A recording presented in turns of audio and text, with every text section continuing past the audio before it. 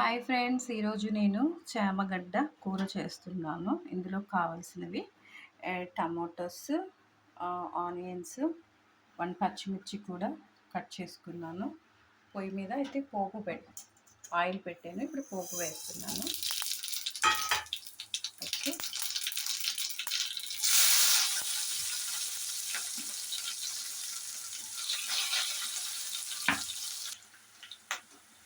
చూసారు కదా.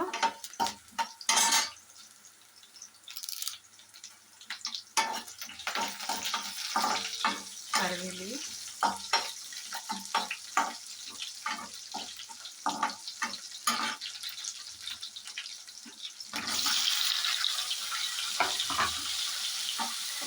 కొంచెం బాగా కలవాలి.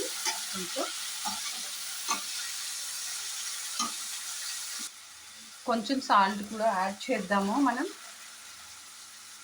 సరిపడినంత.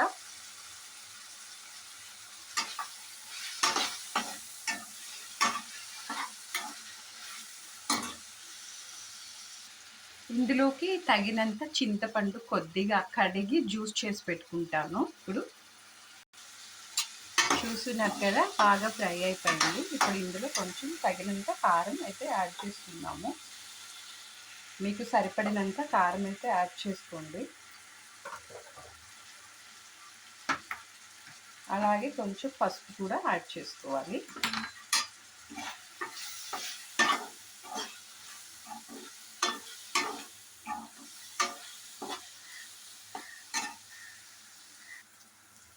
ఇందులో ఇప్పుడు మనం బాయిల్ చేసి పెట్టుకున్న చామగడ్డలు వేసుకుంటున్నాం అన్నమాట. ఒక 2 మినిట్స్ ఇందులోనే మనం ఫ్రై అవ్వనివ్వాలి. బాగా ఉప్పు కారం పడుతుంది కదా.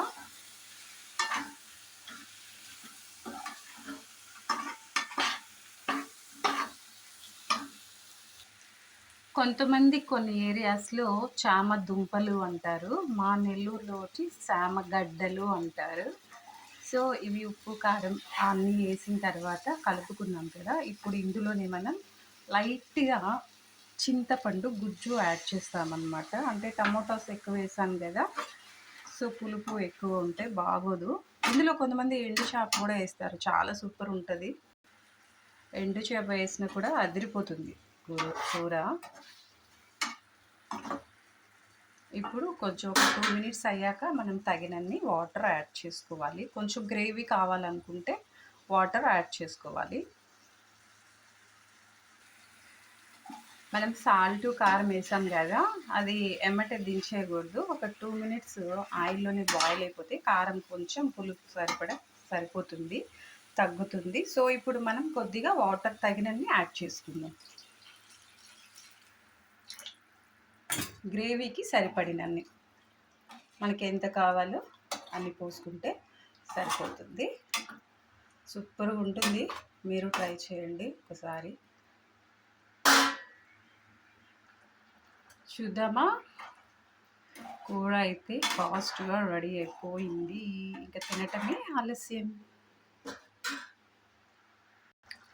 కూర అయితే మనకి పర్ఫెక్ట్గా రెడీ అయిపోయినట్టే, ఇంకా తినటమే ఆలస్యం. ఓకేనా. గ్రీన్ లీవ్స్ కర్రీలో కూడా వేస్తే ఇంకా బాగుంటుంది. కరివేపాకు హెల్త్కి కూడా మంచిది. ఓన్లీ పోపులోనే కాదు, ఇలా పులుసు కూరల్లో వేసినా కూడా చాలా టేస్టీగా ఉంటుంది. ఓకేనా, రెడీ, తినేద్దామా ఇంకా. వావ్, కూర రెడీ అయిపోయింది. ఇంకా తినటమే ఆలస్యం. పదండి వెళ్దాం.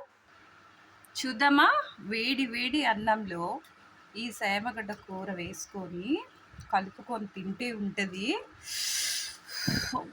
కాలిపోతుంది.